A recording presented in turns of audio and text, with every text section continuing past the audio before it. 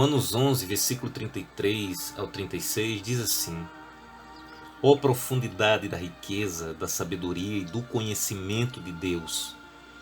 Quão insondáveis são os seus juízos e inescrutáveis os seus caminhos! Quem conheceu a mente do Senhor? Ou quem foi o seu conselheiro? Quem primeiro lhe deu para que ele o recompense? Pois dele, por ele e para ele são todas as coisas. A ele seja a glória para sempre. Amém.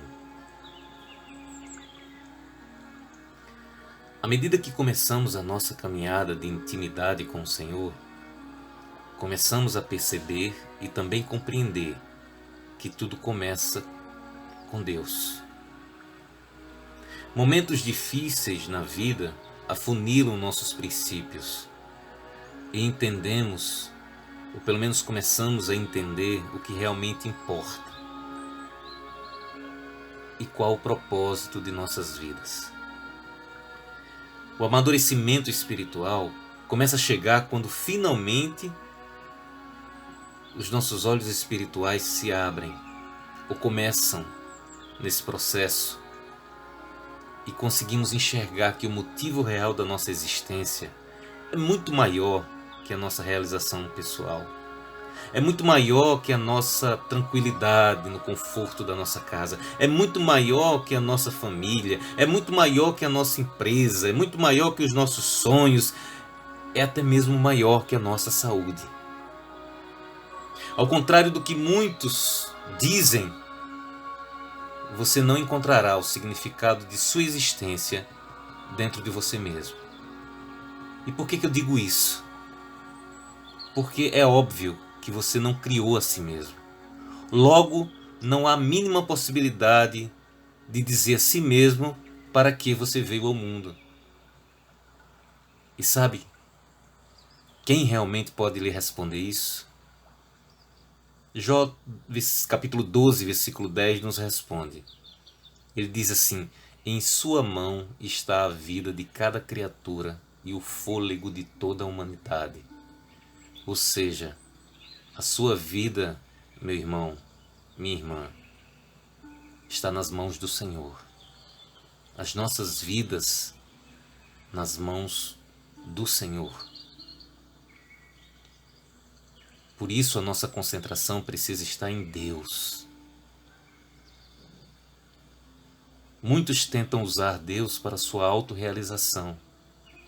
Querem que Deus seja o seu amuleto ou o seu gênio da lâmpada pessoal que atende a todos os pedidos.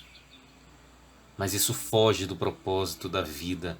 Isso foge do propósito da existência e, portanto, está fadado ao fracasso. Porque você foi feito à imagem e semelhança de Deus, e não o contrário. Muitas pessoas tratam o relacionamento com o Senhor como se ele tivesse sido feito à imagem e semelhança da pessoa.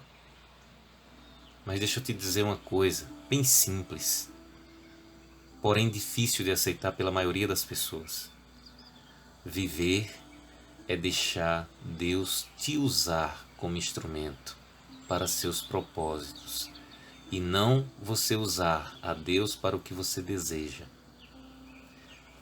Muitos tentam usar Deus para galgar a escadaria da fama e da glória pessoal, e até mesmo da glória espiritual. Acreditem. Mas tudo isso sem a devida autorização do Senhor.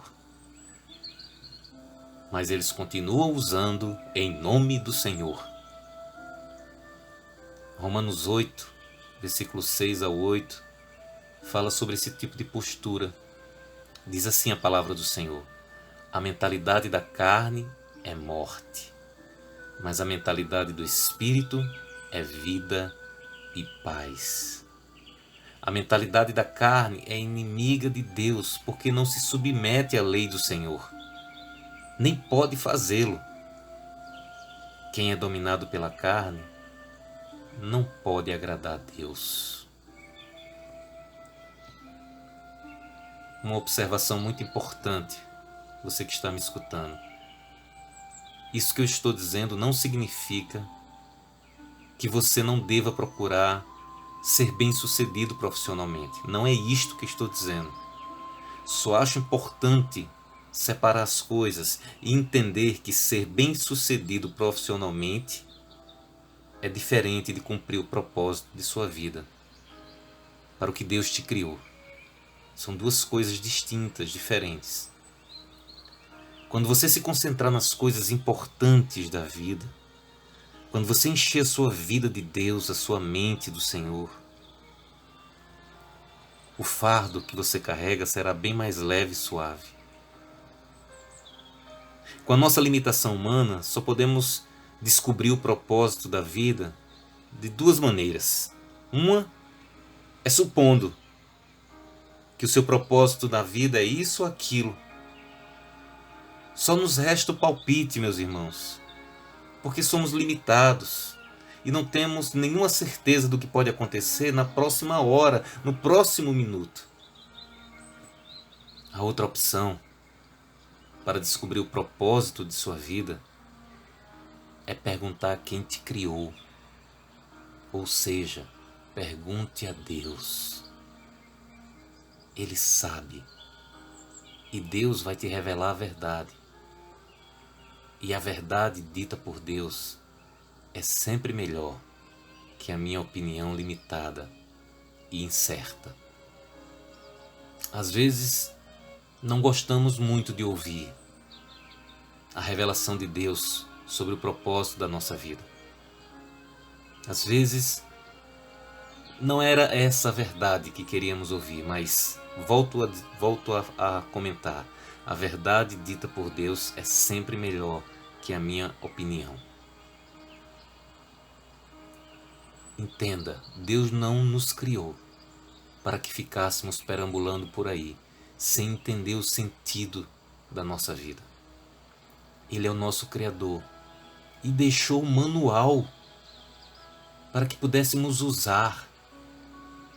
Meus irmãos, manual não é para decorar, manual é para manusear, é para folhear, é para ler, reler, aprender e colocar em prática. A Bíblia é o manual do nosso Criador. E lá vamos entender como devemos funcionar, de acordo com a vontade dele, que é boa, perfeita e agradável. Deus não é apenas o começo de tudo em nossas vidas, Ele é a fonte da nossa vida.